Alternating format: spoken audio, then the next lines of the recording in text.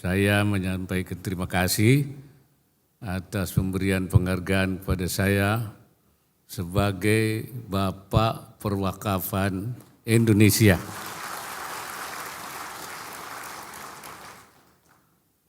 Sebenarnya saya tidak banyak mengambil peran dalam pengembangan perwakafan, hanya mendorong saja. Mendorong saja. Dan pada waktu 2004-2005 itu memang Badan Wakaf belum dibentuk. Saya kemudian mendorong Menteri Agama ketika itu, Bapak Basuni, saya dorong supaya membentuk Badan Wakaf.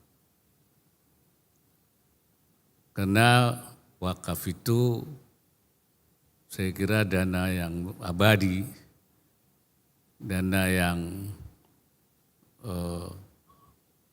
tetap utuh dan bisa jadi bola salju terus berkembang, makin besar, dan bisa jadi dana abadi umat.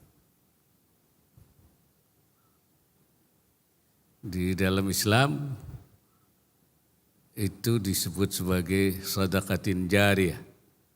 Ya, sedekah jariyah itu ya wakaf itu. Sedekah yang pahalanya tidak pernah berhenti. Karena dananya abadi.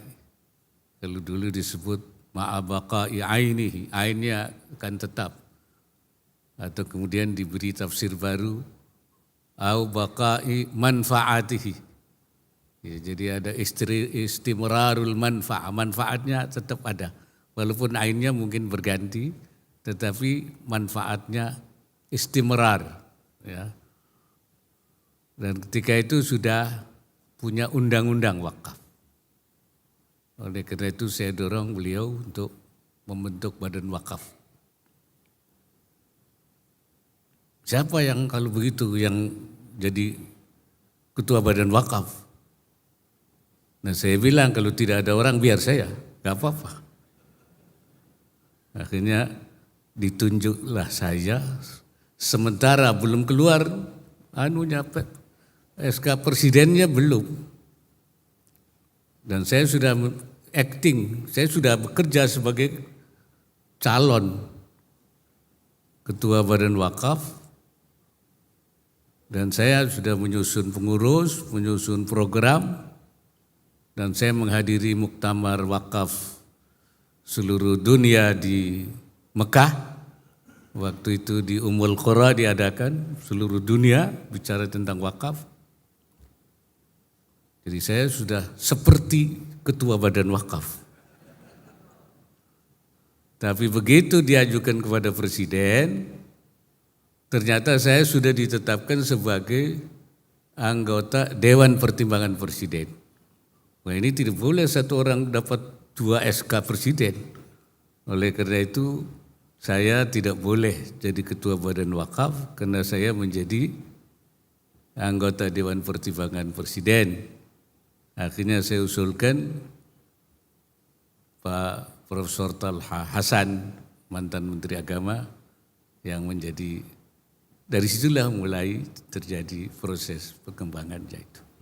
Dan alhamdulillah,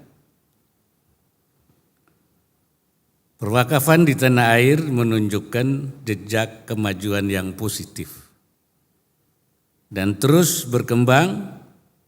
Jika semula wakaf dominan bersifat sosial, seperti dikemukakan oleh Pak Nuh, kini wakaf telah bertransformasi dalam bentuk pengelolaan yang lebih produktif dan mendukung pemberdayaan masyarakat.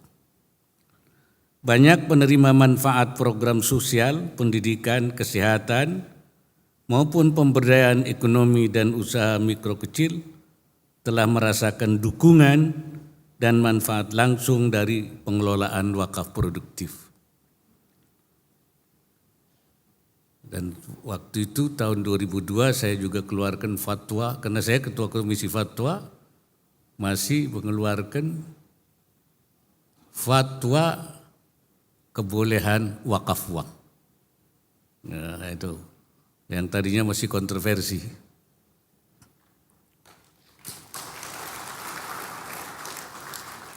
Kesadaran berwakaf pun jauh meningkat. Jika semula hanya dimiliki generasi yang telah berumur lanjut, biasanya dulu yang wakaf itu yang tua-tua saja, karena sudah mau mati, baru berwakaf. Ya. Kini mulai bergeser ke generasi muda, lintas profesi dan struktur sosial, antara lain berkat munculnya beragam instrumen wakaf produktif.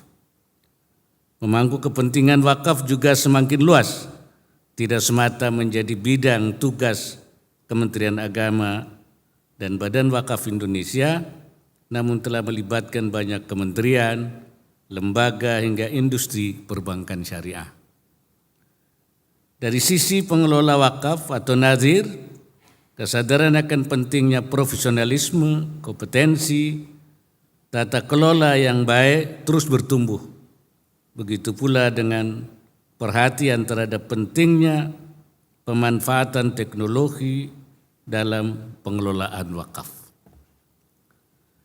Mencermati kondisi ini, saya memandang Kementerian Agama dan Badan Wakaf Indonesia selaku pemangku kepentingan utama perwakafan nasional mesti segera bergegas mengoptimalkan upaya transformatif yang telah dijalankan. Transformasi pengelolaan wakaf nasional mesti menjadi agenda utama agar langkah perbaikan dan penyempurnaan dapat cepat dilakukan. Seluruh pemangku kepentingan yang terlibat juga perlu didorong agar semakin solid dan sinergis menyatukan langkah untuk pengelolaan wakaf di tanah air yang lebih baik. Selain itu, proses digitalisasi perwakafan nasional mesti terus dikembangkan. Platform Satu Wakaf Indonesia yang sudah diluncurkan agar dapat terintegrasi dengan sistem informasi wakaf atau SIWAK Kementerian Agama maupun sistem pada Kementerian ATR BPN dan lembaga terkait lainnya. Platform ini diharapkan mampu menjadi wahana digital yang semakin mengakselerasi pengembangan wakaf produktif di Indonesia. Bagi para nazir dan pengelola bisnis, misalnya perlu didorong agar aktif berkolaborasi baik dalam hal pendanaan maupun beragam implementasi program wakaf produktif lainnya.